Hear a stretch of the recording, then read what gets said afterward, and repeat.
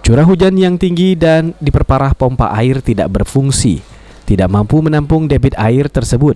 Meski sejumlah kendaraan berhasil melintas, namun sebagian kendaraan nekat menerobos genangan air terpaksa mogok. Akibat genangan tersebut, sejumlah ruas jalan seperti Jalan Simpang Polda, lampu merah Simpang 5 DPRD Sumsel, Jalan Dembang Lebar Daun, bahkan Kambang Iwa dekat rumah dinas Wali Kota Palembang tergenang air yang cukup tinggi.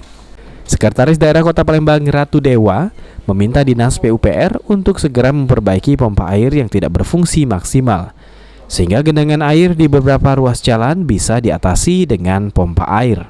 Air yang cukup tinggi, kebetulan ini di dekat Kambang Iwa, dekat rumah dinas Pak Wali Kota, relatif cukup tinggi juga, di luar kebiasaan.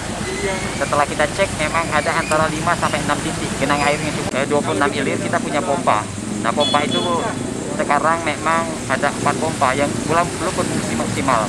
Untuk itu tadi saya sudah minta dengan PUPR untuk coba cek pompa itu kenapa tidak berfungsi optimal di 26 ilir. Sehingga di sini mengakibatkan genangan air cukup tinggi.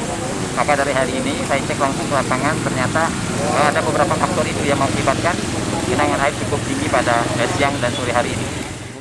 Ratu Dewa juga mengungkapkan pemerintah Kota Palembang meminta maaf kepada masyarakat, perjalanan terganggu dan menghimbau bagi pengendara untuk berhati-hati.